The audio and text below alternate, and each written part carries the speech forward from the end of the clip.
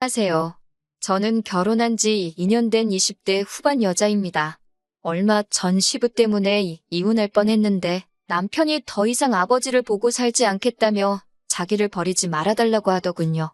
이런 이야기가 나오기까지 어떤 사연이 있었는지 들려드릴까 합니다. 저는 너무나 평범한 가정에서 자랐습니다. 저희 아버지는 제가 태어났을 때부터 지금까지 한 회사에 다니고 계셨고 어머니는 전업주부셨어요. 경제적으로 풍족하지는 않았지만 큰 부족함도 없었습니다. 여고를 졸업한 뒤 서울에 있는 대학을 졸업했고 1년의 공부 끝에 구급 공무원에 합격했습니다.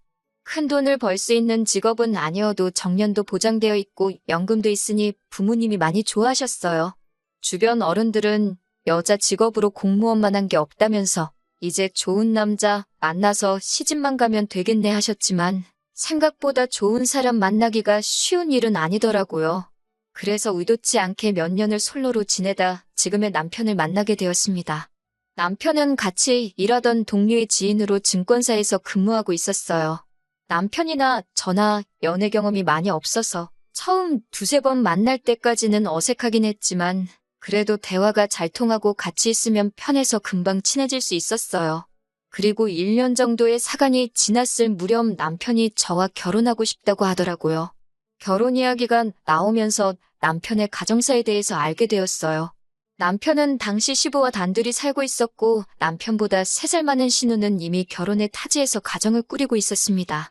시모는 남편이 중학생일 때 암으로 세상을 떠났다고 했습니다.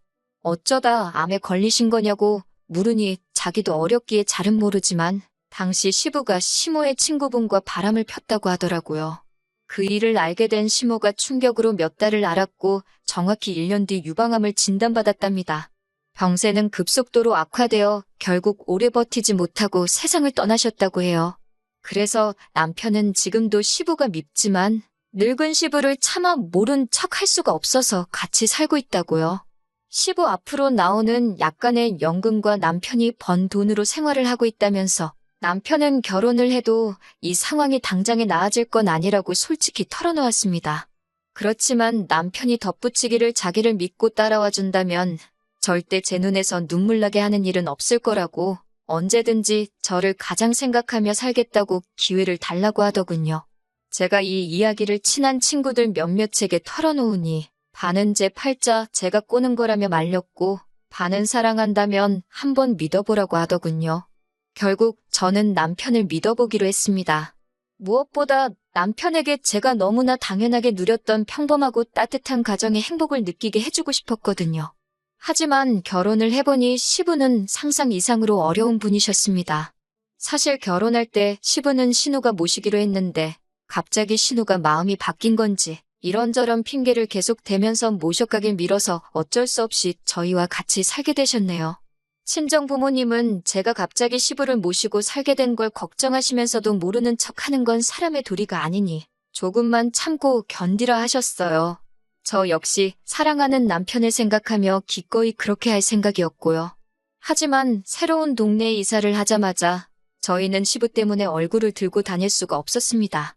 슈퍼마켓을 시작으로 가시는 곳마다 여자만 있으면 그렇게 희롱을 일삼으셨나 봐요.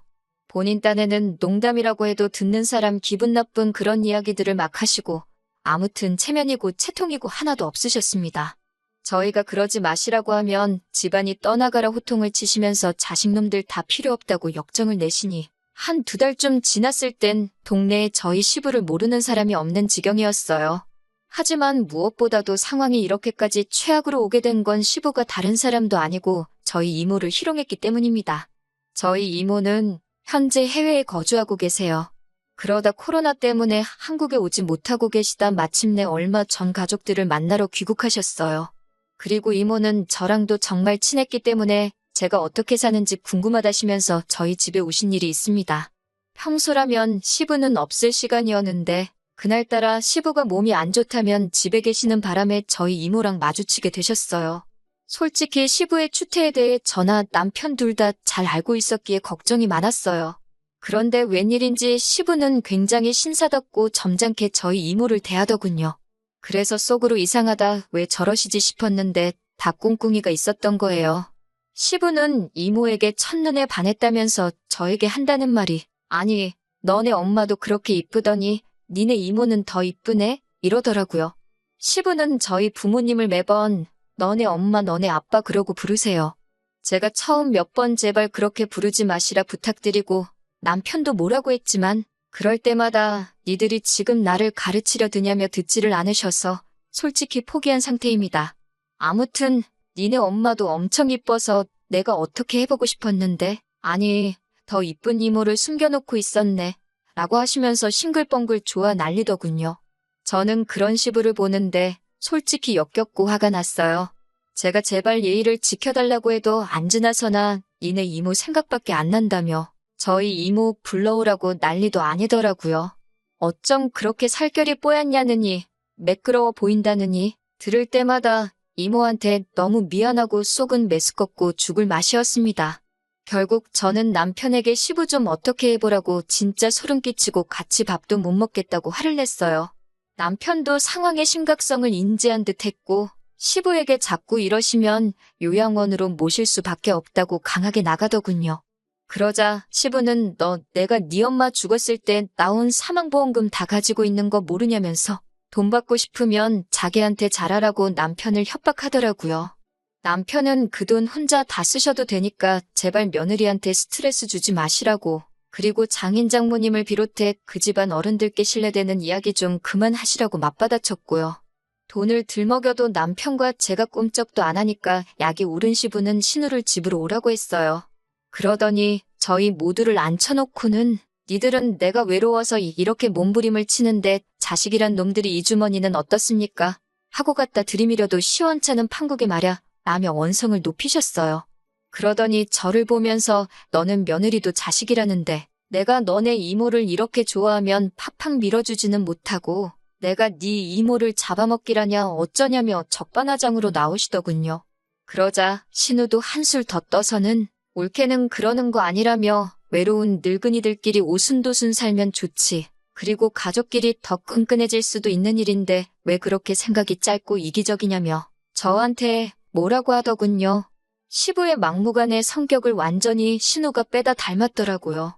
저는 며칠간의 고민 끝에 결국 남편에겐 내가 천련을 끊을 수 없고 하지만 도저히 시부랑은 같이 못 살겠다고 했어요. 남편은 착한 사람이라서 시부를 내쫓지 못할 거란 걸 알고 있었으니깐요. 하지만 남편은 제 생각과는 다르게 자기는 아버지를 안 보고도 얼마든지 살 수 있다며 자기 잘못도 아닌 일로 헤어지지 말자고 저에게 애원을 하더라고요. 저도 남편을 너무나 사랑했기 때문에 그런 남편의 태도에 정말 고마웠어요. 남편은 그 길로 시부에게 달려가 만약에 시부와 저 사이에 한 사람을 골라야 한다면 그 건 바로 저일 거라면서 이 집에서도 그만 나가달라고 했어요. 그 소식을 들은 신우는 한 걸음에 쫓아와서는 시부에게 아버지, 우리 집으로 가요. 내가 모실게요. 이러면서 저희에게는 너네는 진짜 못돼 처먹었다 라고 말하며 막말을 쏟아내고 갔지만 전 솔직히 남편에게 미안한 마음만 들었을 뿐 신우 말에는 아무런 타격도 입지 않았네요. 오히려 이번 기회를 통해서 정말 남편이 저를 위해서라면 뭐든지 포기할 수 있는 사람이라는 믿음과 확신이 생겼달까요? 그 이후로 남편과 저는 전에 없이 화목하고 다정한 하루를 보내고 있습니다. 그런데 듣기로는 시부가 정말로 돌아가신 시모의 사망보험금을 가지고 있던 게 아니라고 하더군요. 그 돈은 이미 진작에 다른 여자들한테 추근되면서 다 써버렸고 지금은 아무것도 없고 오히려 여러 여자들한테 빚을 져서는 가족인지는 어떻게들 알고 신우한테까지 연락이 오는 모양이더군요. 신우는 저희 남편에게 연락해서 같은 자식인데 왜 자기만 모셔야 하냐며 몇 번이고 눈물을 보이기도 하고 화를 내기도 했지만 남편한테 더 이상 그런 게 먹힐 리 없었죠. 결국 신우도 시부가 개털인 걸 알고 포기해버리고 양로원에 보냈다고 하더군요. 아버님을 모시기로 했다가 마음을 바꿨던 이유는 하나였습니다. 어머님이 돌아가시고 받았다는 그 사망보험금이 진짜인 줄 알았던 겁니다. 아버님을 한번 저버렸던 신우가 이제 와서 시부 편을 들며 우리한테 한 소리 한 것도 다 이유가 있는 행동이었던 거예요. 혹시나 늦게나마라도 시부 편 들며 효녀인 척 한다면 콩고물이라도 떨어질 거라고 생각했나 봅니다. 거짓말한 아버님이 양로원으로 내몰린 건 시부가 자초한 일이니 어쩔 수 없다는 생각이 들지만 어머님 사망보험금 노리고 효녀인 척 연기를 하며 우리에게 막말을 퍼붓던 신우 또한 시부가 동네방네 빌린 돈 때문에 오는 독촉 전화에 아주 골머리를 썩고 있는 것 같더라고요. 뿌린 대로 거둔다는 말이 괜히 있는 말이 아닌 것 같아요. 아무튼 그 소식을 들으니 며느리 된 도리로 두 사람에게 마음이 좋지만은 않았지만 아버님을 제가 모실 일도 없고 빌려간 돈을 제가 갚을 수도 없고 가만히 있는 것 말고는 더는 제가 해드릴 수 있는 게 없었습니다. 지금도 가끔 남편을 보면 미안한 마음이 들기는 해요. 그래도 어쨌든 제 남편을 세상에 존재하게 해주신 분이니깐요. 그렇지만 결심했습니다. 그런 고민으로 시간을 보낼 바엔 남편을 조금 더 사랑해주자고요. 들어주셔서 감사합니다.